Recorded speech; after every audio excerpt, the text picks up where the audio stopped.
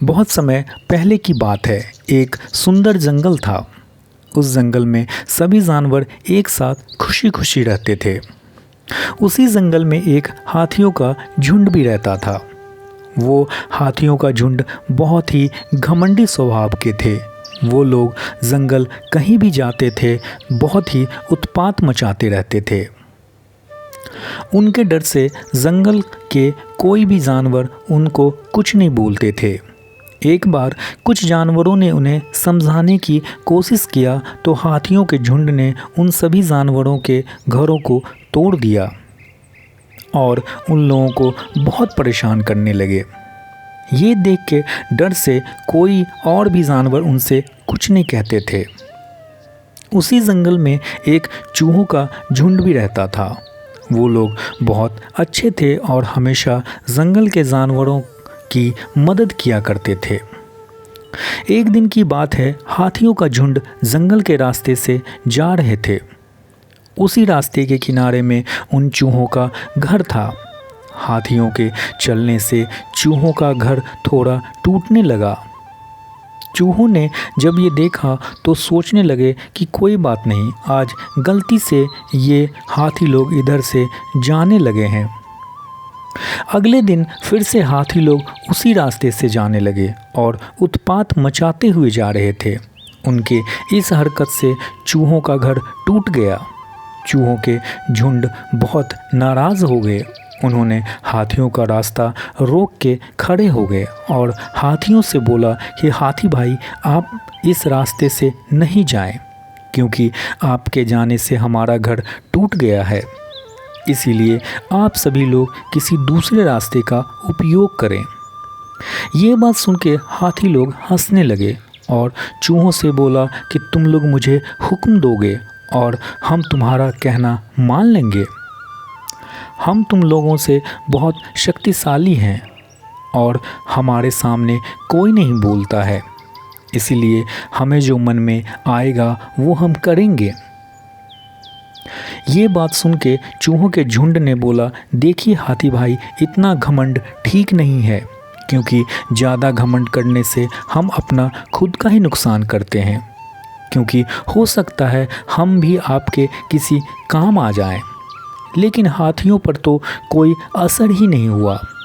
हाथियों ने चूहों से बोला कि तुम इतने छोटे हो, मेरे किस काम आओगे, हट जाओ मेरे रास्ते से, नहीं तो हम तुम्हें अपने पंजे के नीचे दबा के मार देंगे। चूहे लोग डर गए। उन लोगों ने रास्ता छोड़ दिया। हाथी का झुंड वहाँ से आगे चले गए। समय गुजरता गया। हाथियों का उत्पात कम होने का नाम ही नहीं ले रहा था। एक दिन कुछ शिकारी जंगल में आए। उन्होंने जब दूर से हाथियों के झुंड को देखा तो सोचने लगे, क्यों न इनको जाल में फंसाया जाए और इनको शहर में बेचा जाए। उन लोगों ने सोचा कि हाथियों को बेचेंगे तो खूब सारा पैसा मिलेगा। बस फिर क्या था, अगले दिन शिकारियों ने जंगल में जाल लगा दिया और चले गए। रोज़ की भांति हाथियों का झुंड जंगल में घूम रहे थे। उन लोगों ने शिकारी के द्वारा बिछाया हुआ जाल नहीं देखा और सभी हाथी जाल में फंस गए। अब हाथी लोग जाल से निकलने की कोशिश करने लगे, लेकिन वो बुरी तरह से जाल में फंस गए थे। वो निकल ही नहीं पा रहे थे। अब हाथी ज़ोर ज़ोर से चिंघाड़ने लगे और मदद के लिए चिल्लाने लगे। सभी जानवरों ने जब ये देखा तो वो लोग बहुत खुश हो गए और सोचने लगे, अच्छा हुआ ये लोग जाल में फंस गए। हाथी ने जब जानवरों को देखा तो ज़ोर ज़ोर से रोने लगा और उनसे दया की भीख मांगने लगा कि जाल से निकालने के लिए। लेकिन कोई भी जानवर मदद के लिए आगे नहीं आया और सभी जानवर वहाँ से चले गए। अब हाथियों को अपने गलती का एहसास होने लगा कि उन लोगों ने जंगल के जानवरों के साथ बहुत गलत किया। तभी वहाँ से चूहों का झुंड जा रहा था। उन लोगों ने जब ये देखा तो वो लोग रुक गए।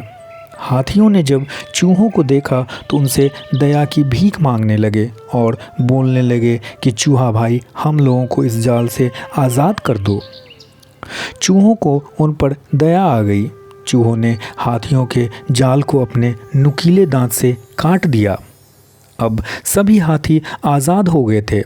सभी हाथी मिलकर चूहों से माफ़ी मांगने लगे और बोलने लगे कि हमें माफ़ कर दो।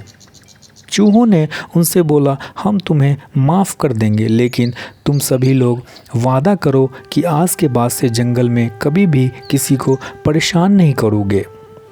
सभी हाथियों ने हाथ जोड़ के चूहों से बोला कि वो कभी किसी को अब परेशान नहीं करेंगे। सभी हाथी चूहों को धन्यवाद किया और वहाँ से चले गए। इसीलिए जीवन में कभी घमंड नहीं करना चाहिए और ना किसी को छोटा समझना चाहिए।